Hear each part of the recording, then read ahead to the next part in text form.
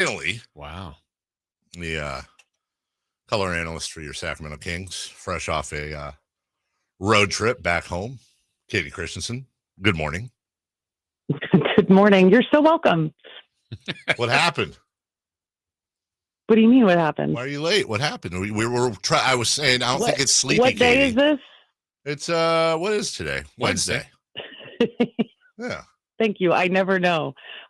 In future, always a text reminder is great because I always know what day it is. That's true. Yeah, I figured you were up doing kid stuff. Yeah, I've been up for a long time. Yeah. Okay. So, yeah. You acclimated? Yeah. Are you acclimated? Yeah. I don't know that I ever acclimated to anywhere we were. It was kind of a weird road trip. So, yeah, I think I was always on California time. Anything fun in Miami? No, it was a very odd trip, actually. You know, we had a huge delay getting out of Toronto. And so I don't think we got to the hotel until like 7:00 that night. So 8 in the hotel, and that was not the extent of my trip. I asked you off the air, Kayte, and Chris just reminded me to bring it on the air because I was musing about customs in Toronto and how that's always brought up as an extra thing, and wondering if like some private planes will get customs agents that come on the plane. You don't have to wait in line; they'll check everything there. And I just honestly wasn't sure what the Kings process was, if they got a special line or something, or if they had to go through customs like everybody else. Yeah, no, we go through customs like everybody else. I think the difference is most private planes are small. Like this is a 747. This is a massive plane. There's a ton of people.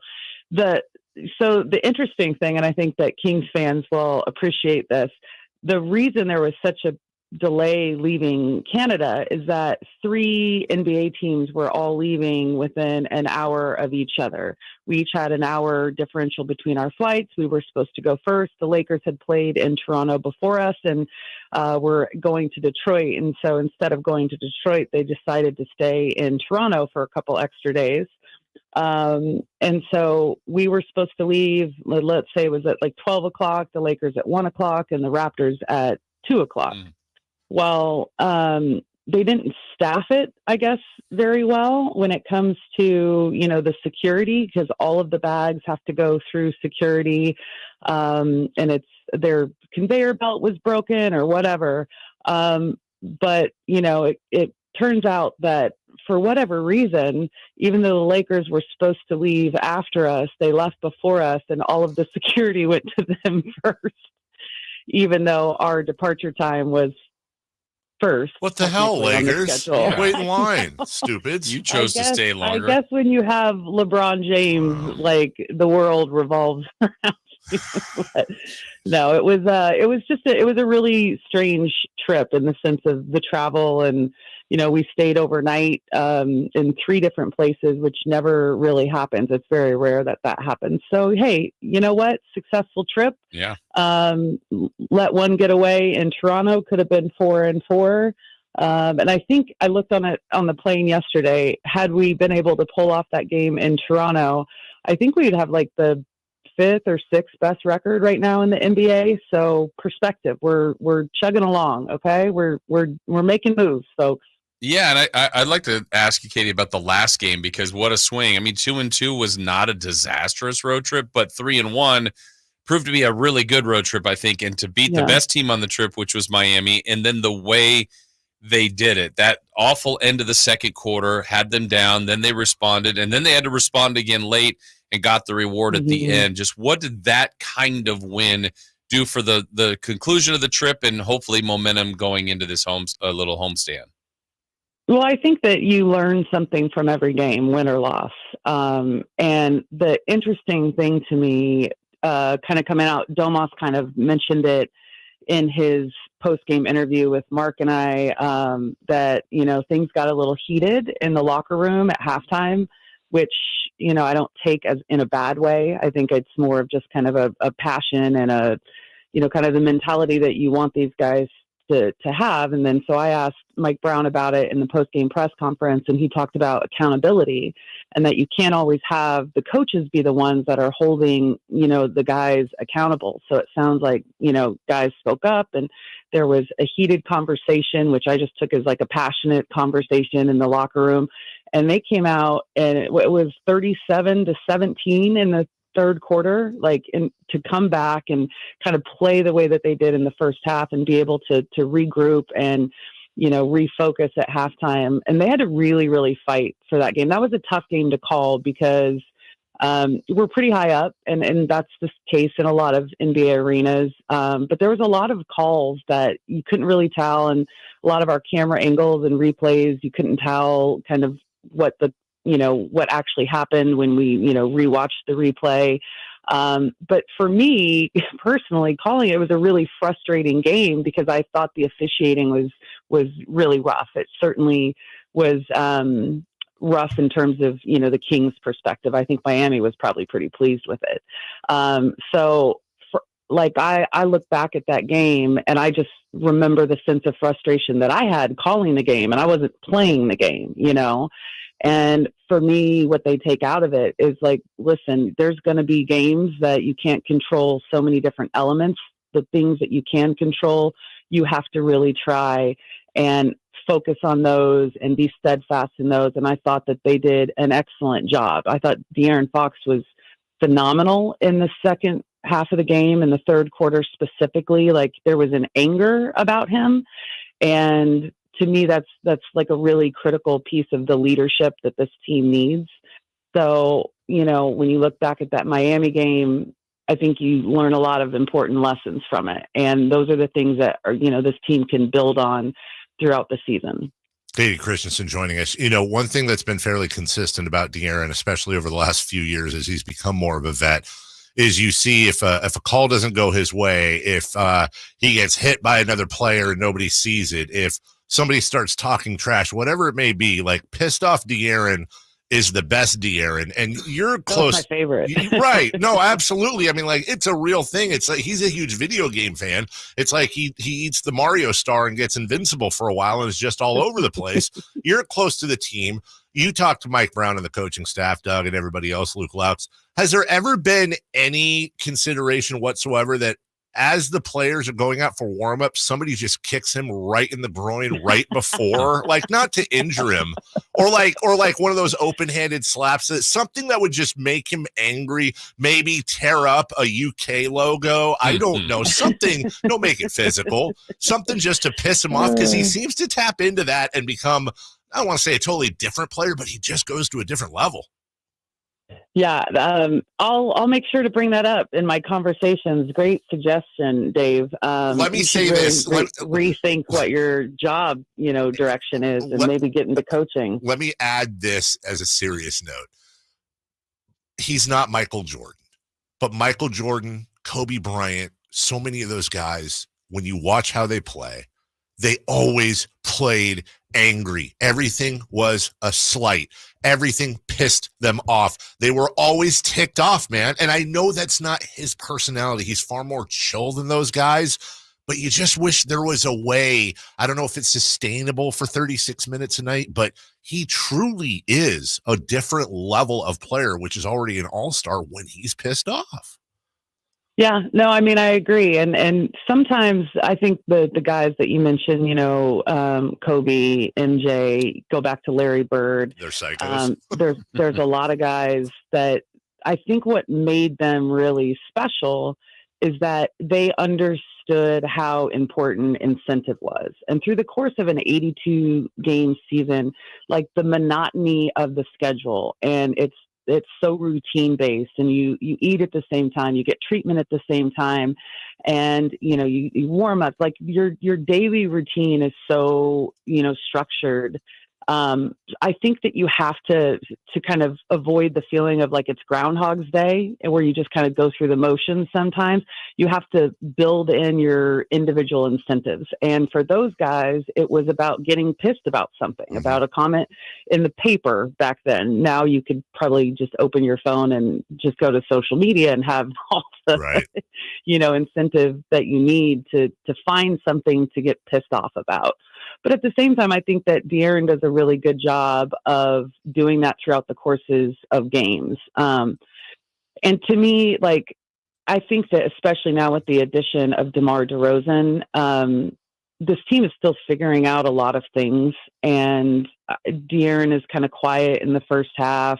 And to a certain degree, I understand because you want to kind of get everybody into a rhythm and a flow and emotion in offense and defense and all of those things. And so you're not going to be looking for heavy shots early. You want to just kind of run offense, make everyone feel comfortable and to have that rhythm because you never know, you're going to need everyone in a different way every single night. But I think that his ability to turn on, especially in the second half of the game. The Kings have been phenomenal in third quarters this year. And it's such a great feeling because I remember the years of like, oh my gosh, this team in the third quarter, it's just brutal. And you talk about, well, what can you do different? How would it need to happen at halftime? Do you need to come out earlier and get more shots up before, the second half starts? But, the fact that he has that ability and is showing it consistently is a really, really great thing.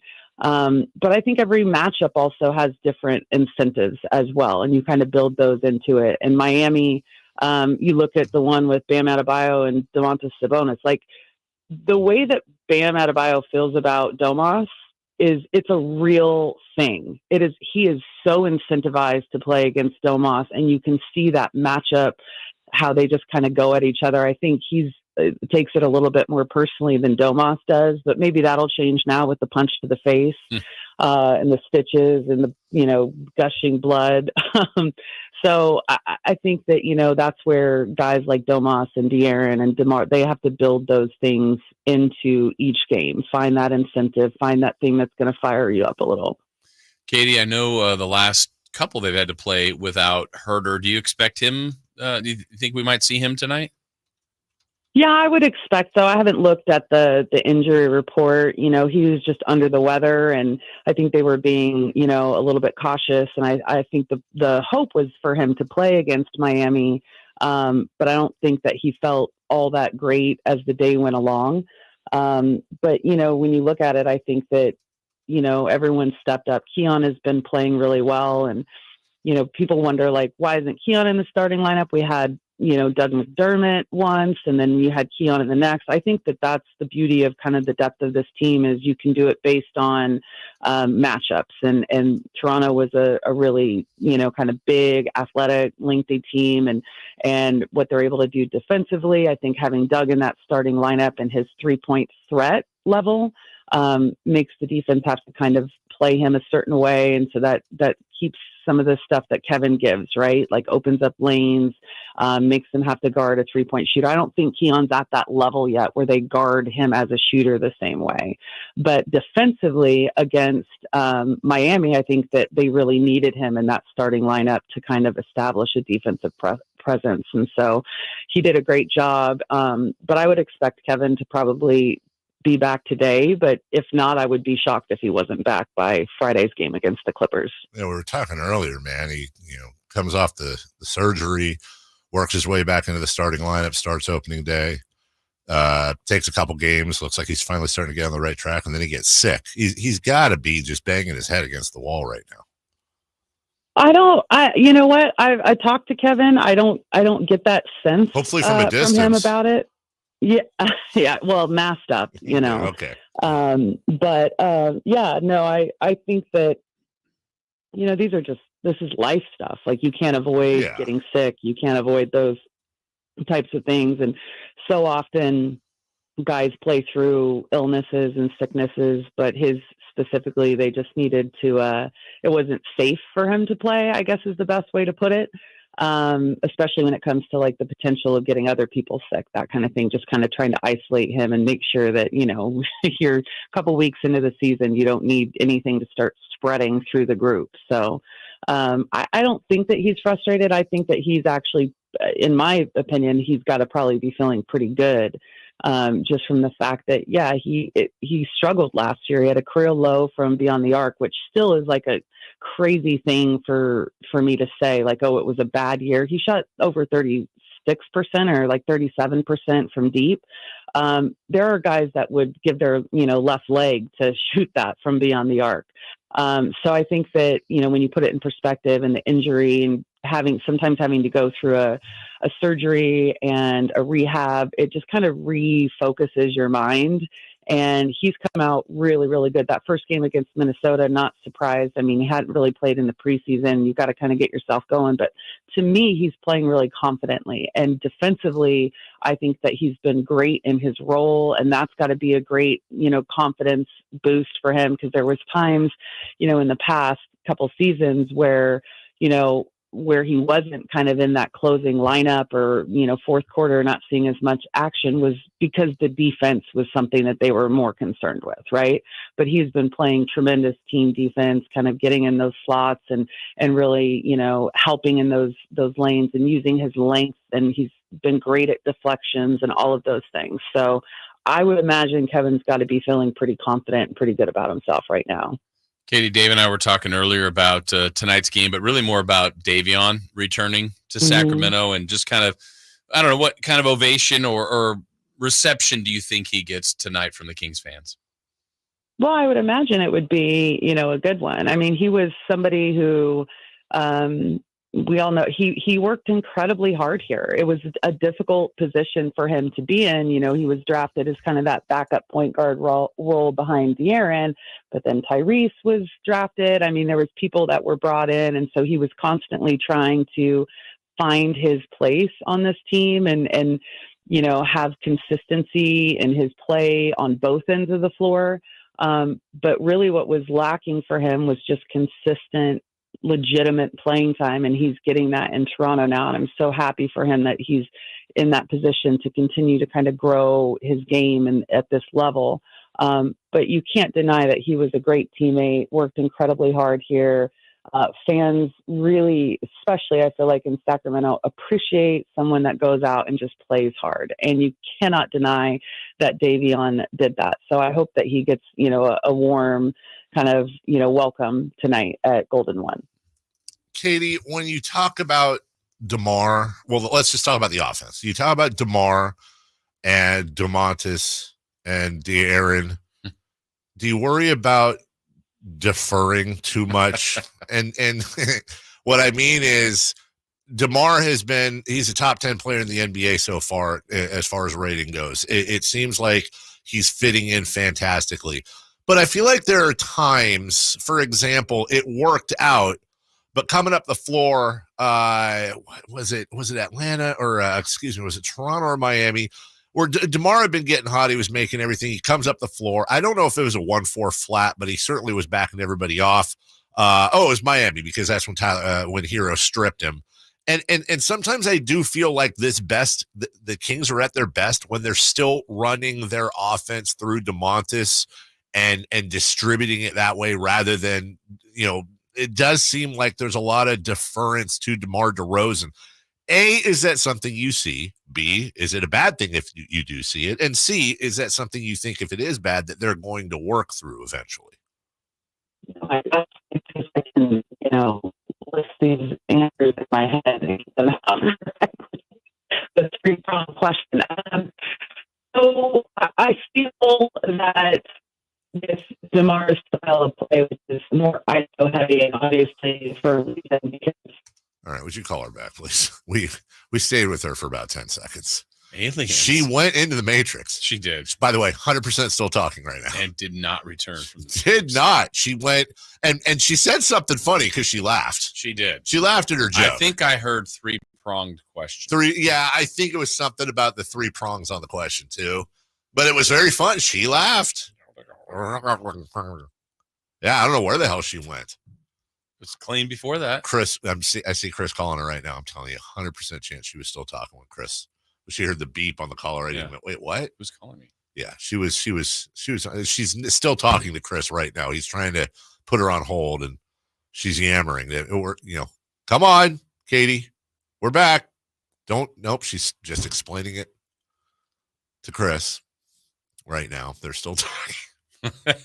Well, Chris, what I think happened was, the point is we want to get you on the air, Katie. She on? No? It just kept getting worse. Oh, did it? Oh. What the hell? So I said, we'll get Next back time? to her next week. Yeah. She might have had the best answer ever. That was like the question of the year. Yeah. The whole DeMar, the whole thing with defer from DeMar to De'Aaron to DeMontis. And then, she said something that she thought it was funny. And then she went into the Matrix. I thought she was just talking to you, Chris. Disappeared. Disappeared. Well, that's disappointing. Yeah. We'll get her next week. I haven't looked at the chat yet, but I'm looking forward to Ryan in the chat coming up with a reason as to why. Well, generally, when it bounced out, if you had a Y21 code converter in there, Chris, he'll find a way to blame that on you. I done the math. Checks out. We'll take a break. When we come back, let's look at some